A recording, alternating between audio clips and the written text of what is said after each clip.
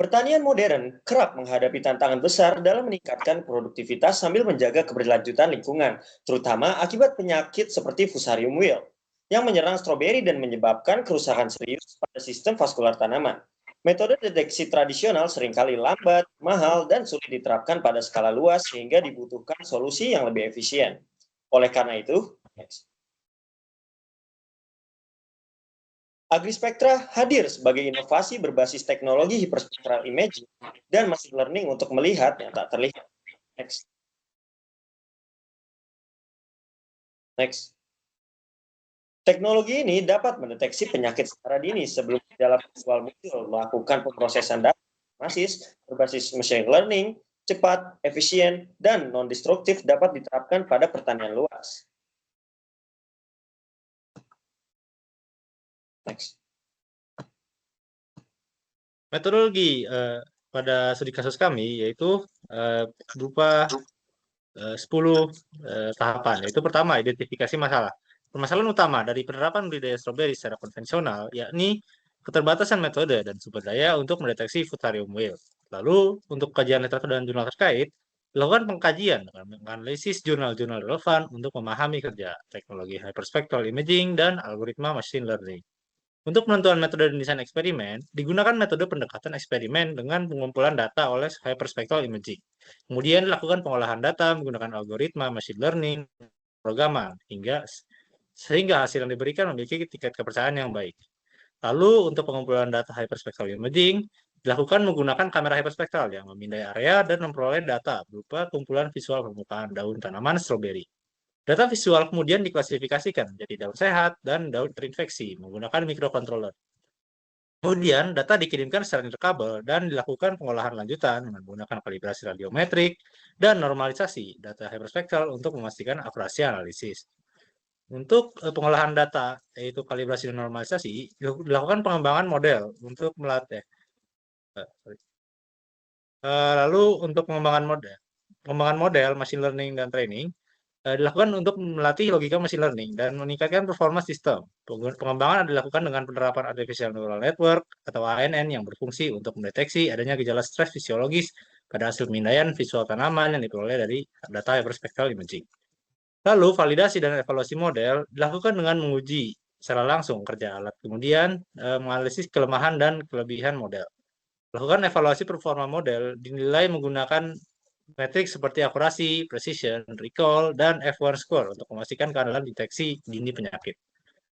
Lalu untuk simulasi dan visualisasi hasil, dilakukan dengan mengembangkan suatu user interface yang memungkinkan user melihat hasil pemindaian model dan melakukan simulasi untuk memprediksi dampak infeksi Fusarium wilt pada tingkat produktivitas tertentu, serta memvisualisasikan hasil analisis dalam bentuk grafik atau peta untuk interpretasi yang lebih baik.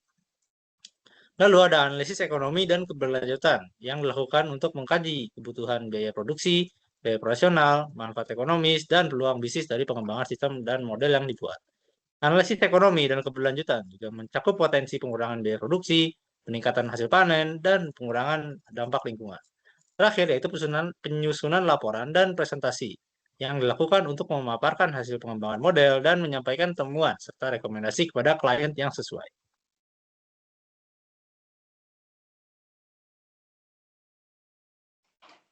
Oke, berikutnya terdapat bagian hasil dan pembahasan. Next.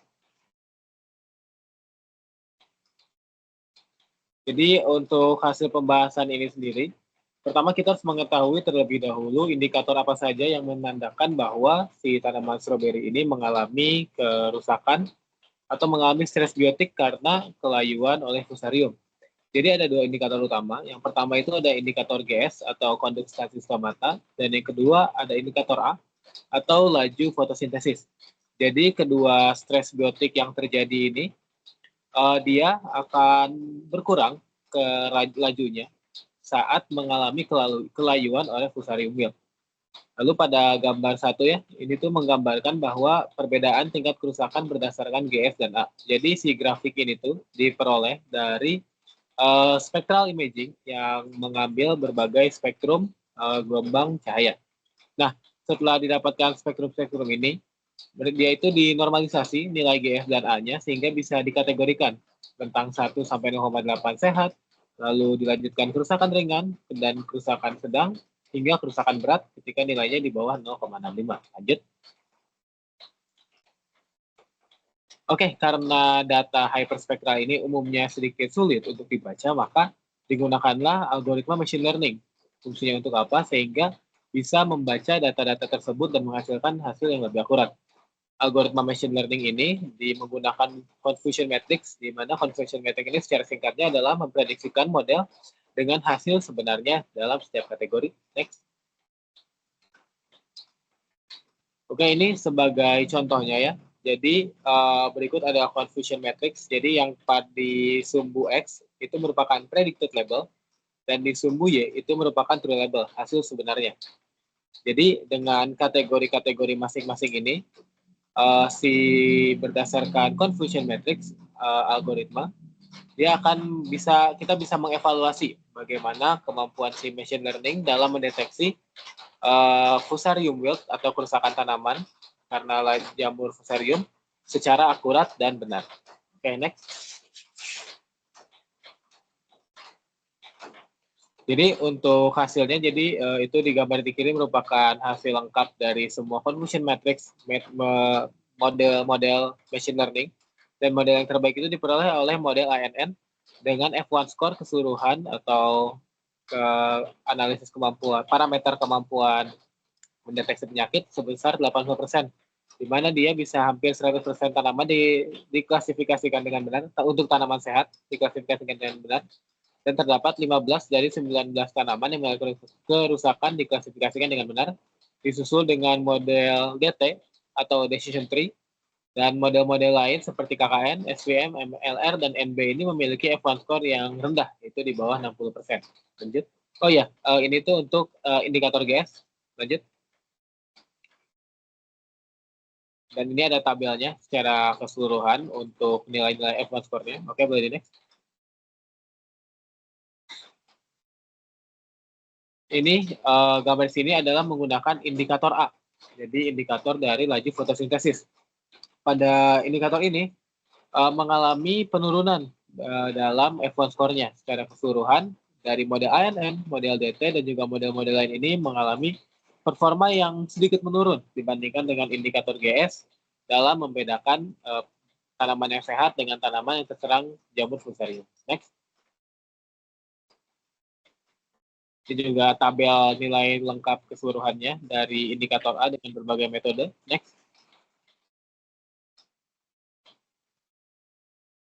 Oke, untuk selanjutnya kenapa sih bisa terjadi perbedaan antara hasil indikator GS dan juga terhadap indikator A? Yang pertama, sensitivitas indikator GS itu terhadap layu fusarium lebih sensitif terhadap perubahan fisiologis, terutama di fase-fase awal infeksi. Kemudian ada perbedaan variabilitas pada analisis spektral, di mana pada analisis spektral GS, variabilitasnya itu lebih besar pada spektrum tertentu, kayak di panjang gelombang 550 sampai 670 nanometer, yang membantu model seperti peta yang lebih detail dan dalam membedakan tingkat keparahan stres tanaman.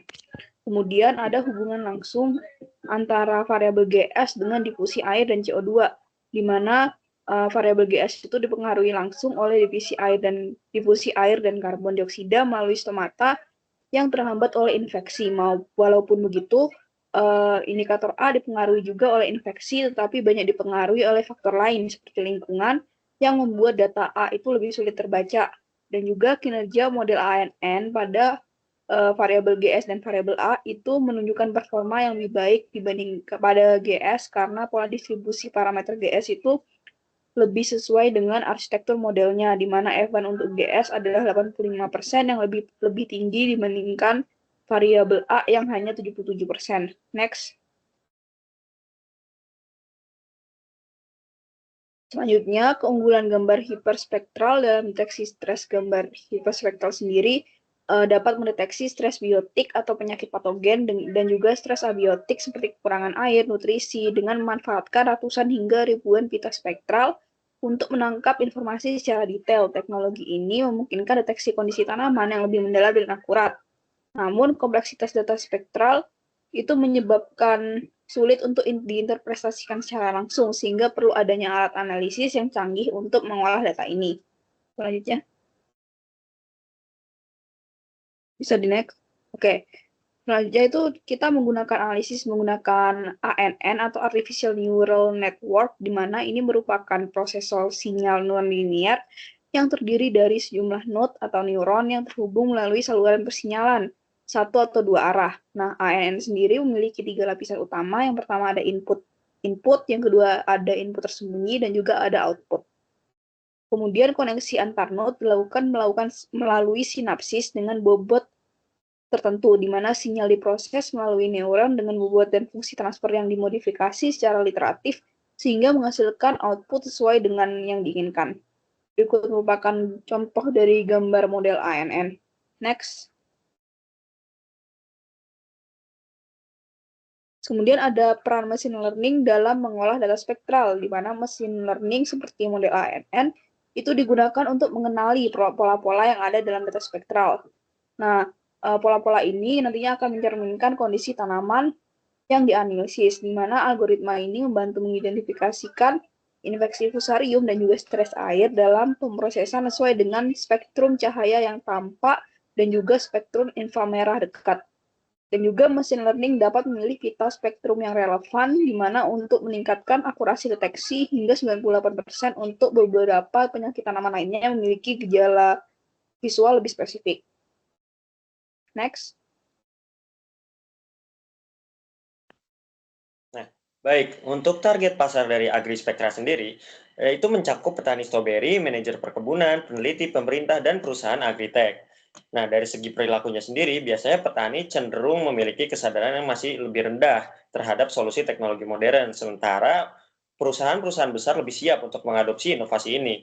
Proses adopsi sendiri dimulai dari identifikasi masalah, pencarian solusi, evaluasi, hingga penerapan dengan faktor utama seperti biaya, kemudahan penggunaan, serta kemampuan deteksi dini dari penyakit tanaman. Secara geografis, fokus tanaman ini juga masih di wilayah produsen stroberi. Kalau untuk global seperti Spanyol, AX, Meksiko, dan Indonesia. Namun kalau di Indonesia sendiri hanya berkhusus seperti daerah perkebunan dataran tinggi seperti Ciwidey, Jawa Timur, Sumatera, dan Bali. Dari sisi psikografis, target pasar membutuhkan solusi untuk deteksi dini Fusarium wilt, pengurangan kerugian, dan pengelolaan ramah lingkungan dengan motivasi utama berupa efisiensi pengelolaan lahan, peningkatan produktivitas, dan pengurangan penggunaan pestisida yang selaras dengan gaya hidup yang terbuka pada teknologi presisi dan metode berbasis data. Next.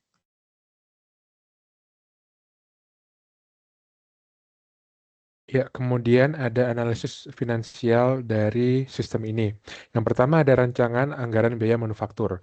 Total RAB manufaktur yang diperlukan untuk merancang sistem deteksi penyakit fusarium pada stroberi adalah sebesar 2.031.147.147.000 rupiah. Dari total 2 miliar ini, sekitar 94% berasal dari total biaya manufaktur, porsi kamera hiperspektral dan sistem diferensial deteksi fotosintesis tanaman. Spesifiknya adalah untuk membeli kamera head tool nano hyperspec dan juga membeli CIRAS-3 model portable photosynthesis system. Kedua alat tersebut krusial dalam proses deteksi penyakit fusarium pada tanaman stroberi. Kemudian ada proyeksi finansial yang diperlukan untuk memperkirakan kondisi finansial perusahaan di masa depan. Jadi di sini diperkirakan sumber pendapatan serta laporan laba rugi perusahaan. Total pendapatan perusahaan pada tahun pertama adalah sebesar 780 juta dengan kenaikan sebesar 10% per tahun untuk tahun-tahun berikutnya. Laba bersih perusahaan sendiri pada tahun pertama adalah sebesar 243 juta dengan kenaikan sebesar 10% per tahunnya. Kemudian ada pengeluaran yang terdiri atas fixed cost di dalam capital expenditure dan juga variable cost di dalam operational expenditure. Total capex yang dikeluarkan perusahaan adalah sebesar 2.161 juta dan itu hanya ada di tahun pertama sebagai pengadaan barang-barang awal. Total OPEX yang dikeluarkan perusahaan pada tahun pertama adalah sebesar 160 juta dengan peningkatan per tahunnya sebesar 10%. Dari semua data tentang pendapatan dan juga pengeluaran perusahaan, didapatkan titik impas pada tahun pertama sebanyak 93 unit layanan. Pada tahun-tahun berikutnya, perusahaan hanya perlu menjual 8 layanan untuk mencapai BEP.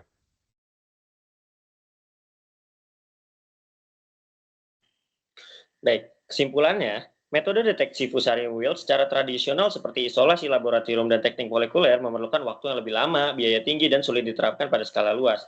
Namun kondisi ini mendorong kebutuhan akan pendekatan lebih efisien dan ekonomis untuk mendeteksi penyakit tanaman secara dini. Oleh karena itu, pemanfaatan hyperspectral imaging yang dipadukan dengan machine learning dapat menjadi solusi yang dapat mengatasi permasalahan tersebut. Sekian, we are the future of farming. Thank you.